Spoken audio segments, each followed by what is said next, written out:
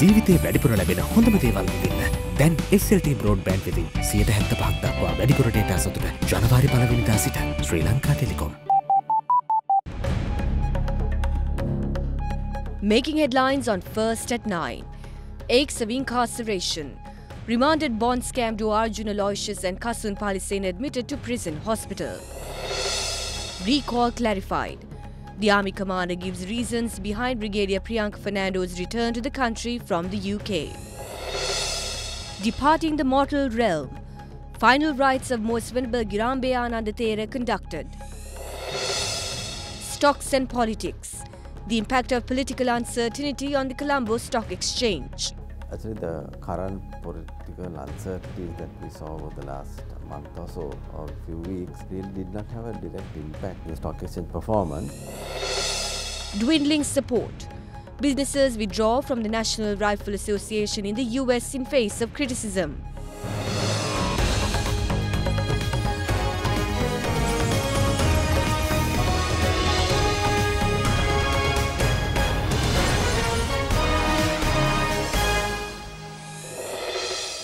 A very good evening and welcome to First at 9 on Ananda Derana. I'm Katharina Chang. I want your top story tonight. The owner of Perpetual Treasuries Limited, Arjuna Aloysius, and its chief executive officer, Kasun Palisena, who were arrested by the Criminal Investigations Department recently in connection with the alleged central bank bond scam, were admitted to prison hospital today. According to prison spokesperson Tushar Upuldeniya, Arjuna Aloysius continues to be treated at the prison hospital upon medical advice. Criminal Investigations Department arrested the owner of Perpetual Treasuries Limited, Arjuna Aloysius, and the chief executive officer of the company, Kasun Palisena, who were named as chief suspects in the controversial bond issuance on the 4th of February. The duo was remanded subsequent to being produced before the Fort Magistrates Court. On the 21st, Arjuna Aloysius and Palisena notified of back and chest ailments. Accordingly, the hospital physician admitted the two into the prison hospital following necessary recommendations. When Derana inquired the matter from prison spokesperson Tushar Upuldeniya, he said Arjuna Aloysius is still being treated at the prison hospital while Kasun Palisena was returned to the holding cell following treatment. In the meantime, Executive Director of the Centre for Human Rights and Research convened a media briefing to speak on the sudden hospitalization of the two chief suspects in the bond scam. This hospitalization is highly suspicious. We have witnessed the shameful act of remanded aristocracy being transferred to hospitals.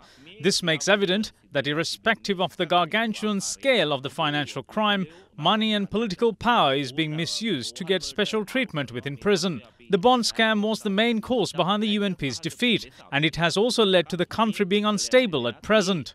In such a backdrop, we see the hospitalization of the two chief suspects in the bond scam through the back door as a chaotic situation. Sri Lanka Army Commander Lieutenant General Mahesh Senanayake today elaborated on circumstances under which Minister Council of Defence attached to the Sri Lanka High Commission in London, Brigadier Priyanka Fernando, was recalled to Sri Lanka. Addressing media in Vaunia, the Army Commander cited the security of Brigadier Fernando for his recall. The new office complex of 57th Division of Security Forces of Vanni was declared open by Army Commander Lieutenant General Mahesh Senanayake. He then responded to questions raised by media. Brigadier Priyanka Mahata නැවත කැඳවීමක් කරලා තියෙනවා ලංකාවට. ශ්‍රී ලංකා යුද හමුදාවේ යුද හමුදාපති හැටියට As the Army Commander of Sri Lanka, I am responsible for the security of that officer. In an instant when the officer is placed in another country, the officials of Sri Lanka or the courts are unable to guarantee his security. That's why I asked him to come to Sri Lanka. Someone else should decide if what he did was right or wrong. However, that officer is in Sri Lanka not because his term ended. We discussed how I can provide him with the necessary security. We can call that tactical redeployment. I also think that keeping him away from the scenario is the most intelligent thing to do at the moment. We can't influence the police of that country. ඉරටවල තියෙන පොලිසියට බෑ අපිට influence කරන්න. ශ්‍රී ලංකා යුද හමුදාව I appointed a board consisting of 6 members led by a Major General to look into the incident. They're conducting investigations. As per the information available at the moment, a live hand grenade has been inside the bus. One reason I say this is the case is that effects of the explosion lasted for around 4 minutes and none sustained burn injuries. People will be able to know what the true situation is. I request people not to be agitated. Don't be deceived by statements suggesting that national security is threatened. If there is such a thing, the Army, the Navy and the Air Force will own up to that. It is only I, as the commander of the Army, who can give such a guarantee. හමුදාපති ප්‍රකාශ කරනවා. The General Secretary of the United People's Freedom Alliance, Minister Mahinda Amaraweera, says that there will be a cabinet reshuffle at several ministries tomorrow.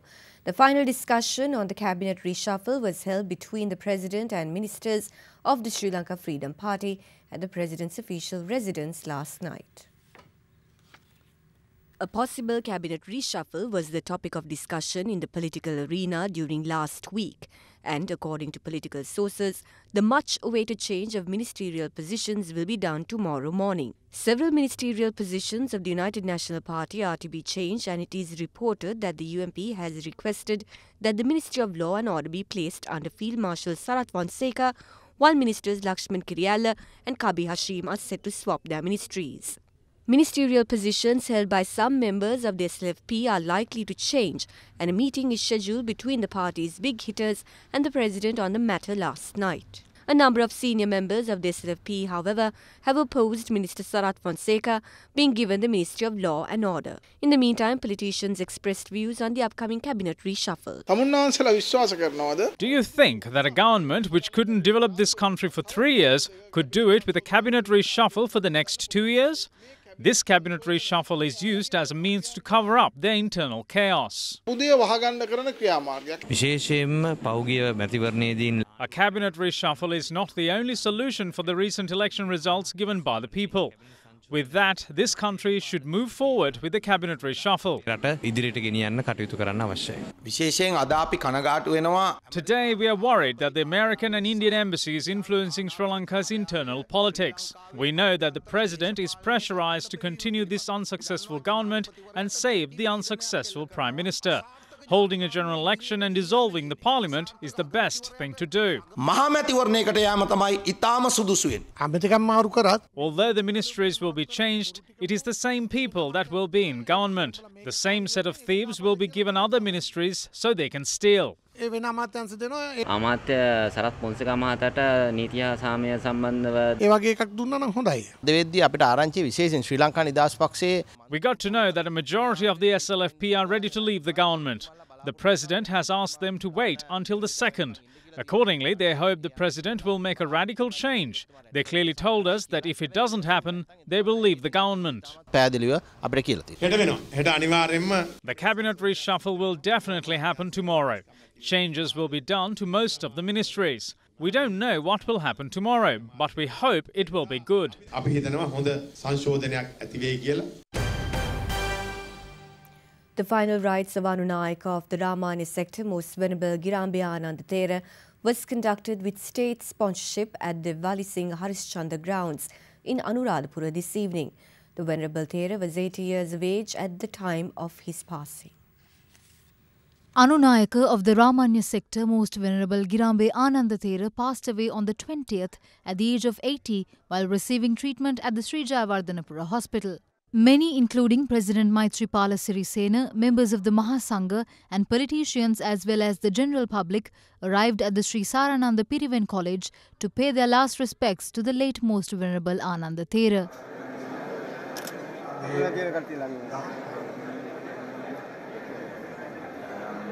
The funeral cortege set off at 2 p.m. today from the Sarananda Piriven College and made its way to Harishchandra grounds in Anuradhapura.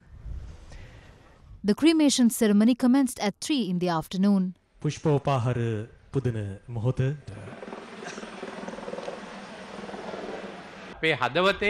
We bear the memories of the late Ananda Thera, and the service the Thera rendered is in our hearts. We will never forget it in our lifetime.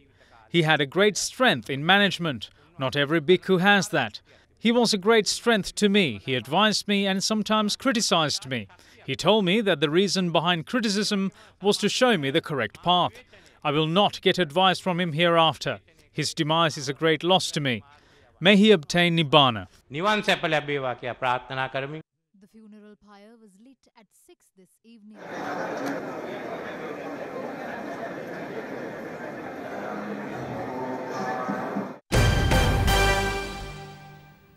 United Nations Resident Coordinator and UNDP Resident Representative in Sri Lanka, Una Macaulay, passed away yesterday at the age of 54. Issuing a media communique, the United Nations stated that Macaulay was on medical leave undergoing treatment. She was the most senior UN official in the country who led a team of 21 resident and non-resident UN agencies and acted as the representative of the UN Secretary-General in Sri Lanka. According to the release, Macaulay was the first female UN resident coordinator in Sri Lanka who served in the country for 6 years. 2 years as UN resident coordinator and UNDP resident representative, and prior to that, 4 years as the UNICEF representative in Sri Lanka. Farmers in several parts of the country are facing difficulties due to the prevailing dry weather conditions. As a result, a large number of paddy fields have been destroyed. Thousands of acres of paddy fields in the areas of Galewela, Madabadda and Dambawa in Matale are destroyed owing to dry weather conditions. In such a backdrop, farmers point out that the government should at least pay attention towards a proper compensation scheme for farmers.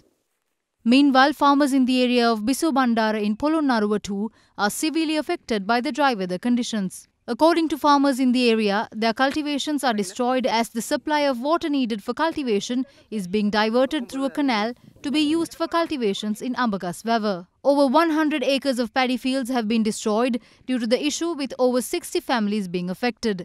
Meanwhile, the National Water Supply and Drainage Board says that water of the river Kalu has mixed with seawater owing to the sudden change in the water level of the river and therefore is not suitable for consumption. The announcement states that people in Wadduwa, Waskaduwa, Kalutara North, Kalutara South, Nagoda, Bombuwala, Piliminawatta, Payagala, Maggona, Beruwala, Aludgama, Darga Town and Benthara should pay more attention in this regard. It added that water required by the people in these areas will be provided through bowsers. In a special operation, the police apprehended a total of 2,564 persons, with 4,735 cases being filed pertaining to traffic rule violations. The operation was conducted between 2 to 6 this morning under the directives of IGP Pujit Jayasundara, with the participation of 16,526 police officers. With that, let's now take a look at some other stories emerging from across Sri Lanka.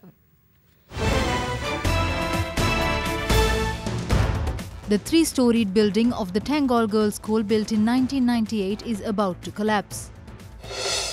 The parents of Kahanavita Kanishta Vidyalaya in Dehiovita claim that although the school's protective wall collapsed 10 months ago owing to lack of quality, officials are yet to pay attention to the matter. The wall was said to be built at a cost of 900,000 rupees. A person was arrested while in possession of 4 swords in the area of Marava in Bandaragama. The suspect was arrested by the Bandaragama police. You are watching Sri Lanka's award-winning news channel, Ananda Thiras 24/7.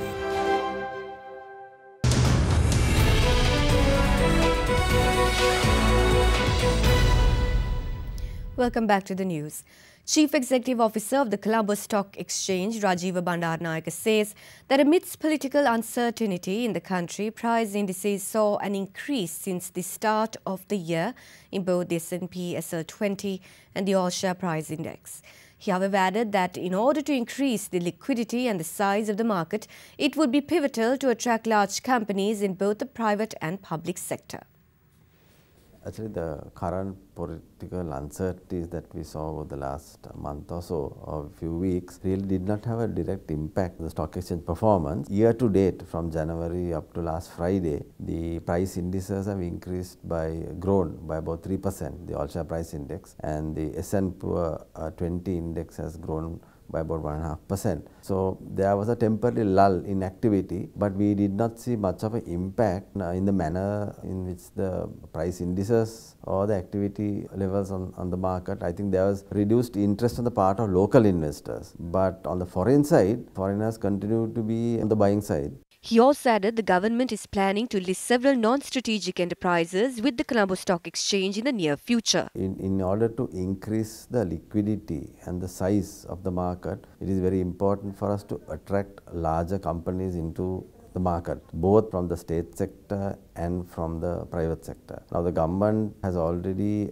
made plans to initially list some of the non-strategic enterprises consisting of some hotels, etc. that the government holds. We can expect a couple of those actually to come in, and work has, I think, started on some of those already. Then the other side of it is the larger private sector listed companies that can potentially list. So we are constantly talking to them and engage in those companies to use the mechanism of the market to get listed and raise capital through the market. Newly appointed President of the Federation of Chamber of Commerce and Industry of Sri Lanka, Ruwanidrisinghe, says that SAARC countries will play an important role in the One Road, One Belt initiative. Speaking at a media briefing yesterday, he added that the growing service and knowledge sector in the South Asian region, coupled with the country's geographical location, will give Sri Lanka opportunities in the sphere of trade and commerce.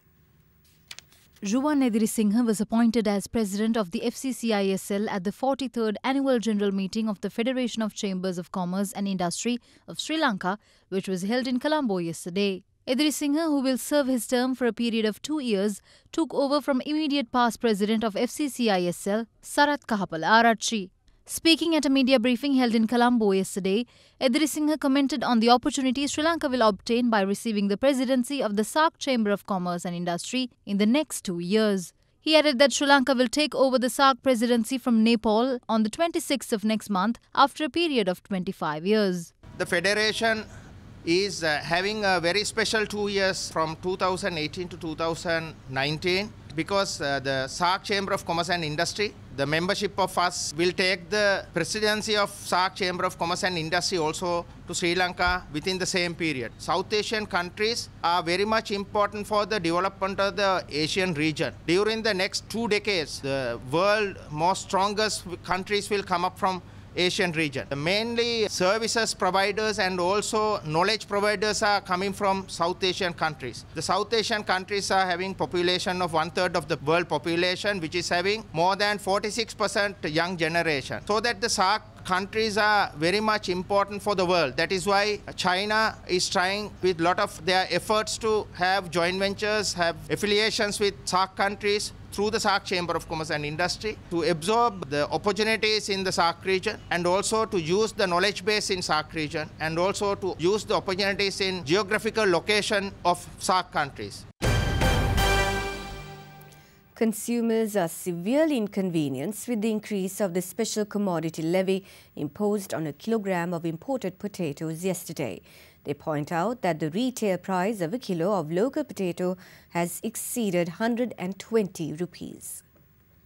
The Ministry of Finance decided to increase the special commodity levy for a kilogram of imported potatoes by 29 rupees in order to protect the local potato farmer. Currently, a kilogram of local potato is bought at 72 rupees from farmers and it is sold in the wholesale market at 75 rupees per kilo.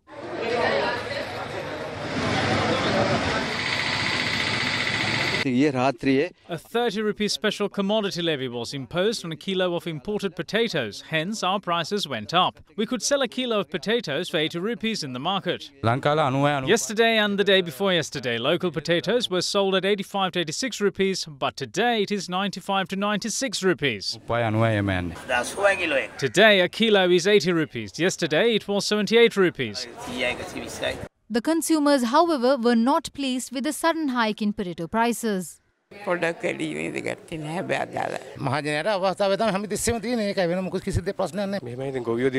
is much more to do in order to strengthen the farmers, fertilizer and many more. It's not fair to increase the prices only for a certain period. European Council President Donald Tusk yesterday rejected or reported plans for post-Brexit relations with the UK as based on pure illusion. Earlier in the week, British Prime Minister Theresa May's cabinet reportedly agreed on a policy of managed divergence from the EU following an 8-hour meeting. May is due to unveil the plans in a speech on the 2nd of March. It is reported that the UK government is seeking to maintain frictionless trade in certain sectors by aligning itself with EU rules while retaining the right to diverge in other areas in order to gain a competitive advantage in the international marketplace. At a press conference following a summit in Brussels, Tusk had this to say to reporters on Brexit. If the media reports are correct, I am afraid that the UK position today is based on pure illusion. It looks like the cake philosophy is still alive. From the very start, it has been a key principle of the EU27 that there can be no cherry picking and no single market a la carte. This is and will continue to be a key principle, I have no doubts. Tusk, who will travel to London for a meeting with May next week, added that the EU will adopt draft guidelines on post-Brexit relations with the UK at the March 22nd European Council summit. Britain was excluded from Friday's informal summit on the future of the EU, which focused on the bloc's budget and leadership after Brexit. You are watching Sri Lanka's premier news channel, Ananda Thiras 24/7.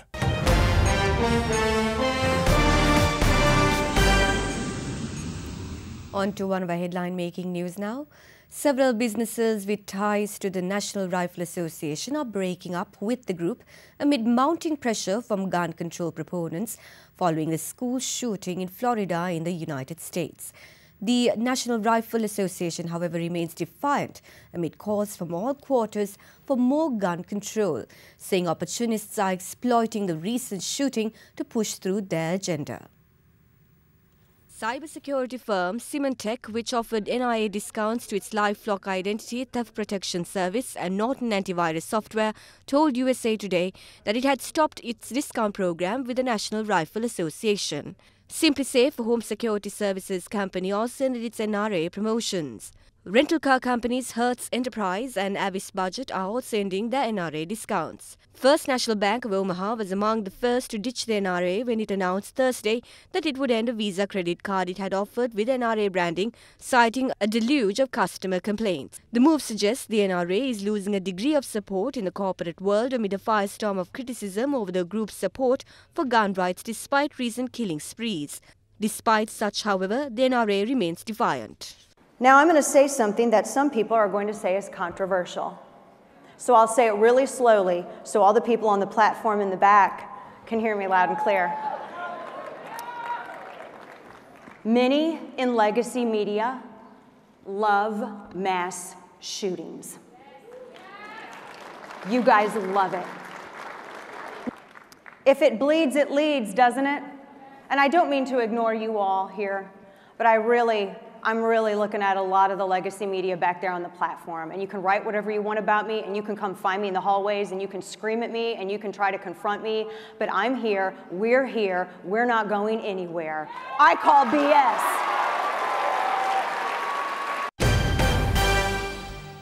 Now let's take a look at some other stories from across the world. More than 100 Central American migrants, including dozens of minors, were rescued from a truck found abandoned in a violent region of northern Mexico near the US border. Authorities said yesterday that migrants from Honduras, Guatemala and El Salvador were suffering from dehydration and asphyxiation when soldiers came across the truck on Thursday in Tamaulipas, where migrants often attempt illegal border crossings. At least 5 refugees were killed and 20 injured at a camp in Rwanda when a protest over a cut in food rations turned violent. Several policemen were also injured. Around 3,000 refugees had camped outside United Nations offices at the camp since Tuesday. On Thursday, police tried to disperse them using tear gas. The refugees from neighboring Democratic Republic of Congo had left their camp and walked 15 kilometers to the UN Refugee Agency field office buildings to protest against a 25% cut implemented last month in rations provided by the UNHRC. The camp houses 17,000 Congolese. US Treasury Secretary Steve Mnuchin said yesterday that new measures to block supplies and money from going to North Korea's work on developing nuclear arms target virtually all shipping that the country is currently using to evade international restrictions. Mnuchin told a White House briefing that current economic sanctions are beginning to have a significant impact on North Korea's weapons programs and said the new sanctions bring the total penalties on trade with North Korea to 450. He added that everything will be done to stop ship-to-ship transfers. Cameras installed on the mountains in Qinghai province in China caught the sight of snow leopards for 251 times in 2017. The Wild Animal Resource Monitoring Center fixed 154 infrared cameras on the mountains in 2017, of which 37 cameras had taken pictures and video footages of snow leopards. You are watching Sri Lanka's #1 news channel, Ananda Thiras 24/7.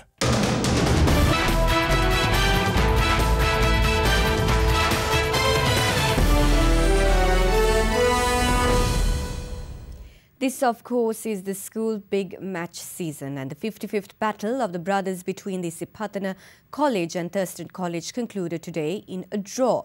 The match was played at the Singley Sports Club ground in Colombo.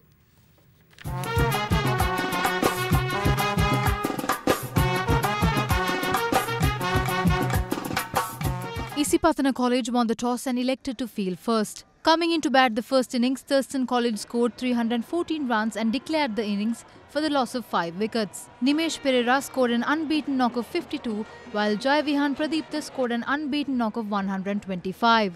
Launching their first innings, Isipatana College declared on 201 runs for the loss of 9 wickets. Sanjula Abbe Vikrama was the highest scorer with 45 runs. In their second innings, Thurston College declared on 140 for the loss of 5 wickets, handing Isipatana a target of 254.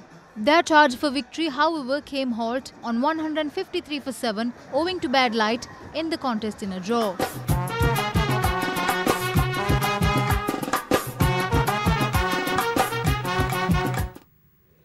Grigory Rodchenkov, the former head of Moscow's anti-doping laboratory turned whistleblower, released a statement through his lawyer yesterday asking the International Olympic Committee to keep doping sanctions in place until Russia agrees to drop a campaign of harassment and threats against him and future whistleblowers. Rodchenkov has said that he probably will be looking over his shoulder for the rest of his life after Russia was hit with sanctions for the 2018 Pyeongchang Winter Games. Russia has tried to extradite Grigory Rodchenkov, with a Moscow court also issuing a warrant for his arrest. He fled to the United States in 2015 on a tourist visa in fear of his life. There are indications in Pyeongchang that the IOC is poised to lift sanctions to allow the Russians to march under their own flag in the Games' closing ceremonies. Rodchenkov, who is currently in hiding and in fear of his life, said in a statement read by his attorney Jim Walden that 2 of his colleagues died under mysterious circumstances after the scandal unfolded in 2005. They have singled me out for prosecution, issued arrest warrants, are seeking my return to Russia, and even calling for my execution. 2 of my colleagues died under mysterious circumstances after the scandal unfolded in 2005, and I fully believe they were murdered to silence them. Had I not fled Russia, I am sure I would have experienced that same fate. Understand, the guy risked everything to come here. And what does he have to show for it? Not much of a life at all. The IOC has proved utterly toothless to do anything to stop the Russians from trying to indict him, extradite him, harass him, discredit him, threaten him. It was a day of shock at the Olympic ice rink as Germany stunned the world yesterday by defeating favourites Canada for the first time on Olympic ice to reach their first gold medal game. Germany downed Canadian men 4-3. The Germans, who knocked out Sweden in the quarters, relied on a scrappy defence and opportunistic offence to squeeze past a Canadian team who had locked on course for a 3rd straight Olympic final appearance, even without their NHL players. The win set up a gold medal game against the mighty Russians, who beat the Czech Republic 3-0 in yesterday's first semi-final.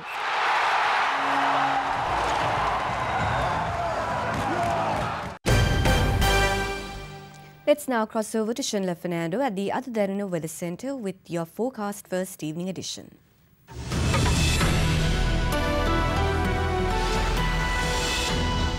A very good evening and welcome to Forecast First. Your temperatures for tomorrow will range between 21 and 32 degrees Celsius, with Central Hills as usual expected to be cooler than the rest of the country. Well, looking at the map, a low pressure zone will form from the east of the island and will gradually spread throughout the country. Well, tomorrow shows no signs of a sunny weather as showers and thunder showers are forecasted across the island. That's all we have from the Weather Centre tonight. Up next is your city by city forecast.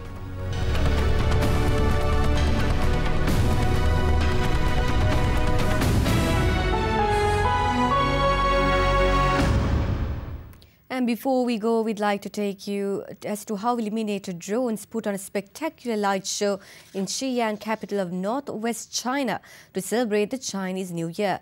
It featured a total of 300 illuminated drones, leaving the spectators spellbound. Hope you enjoyed these visuals. Have a pleasant evening.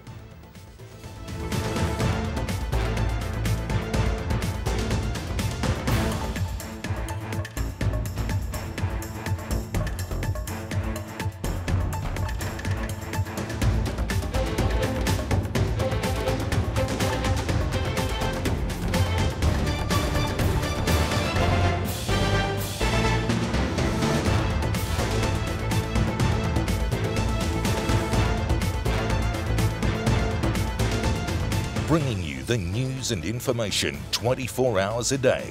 This is Sri Lanka's premier news channel, Other Derana 24/7.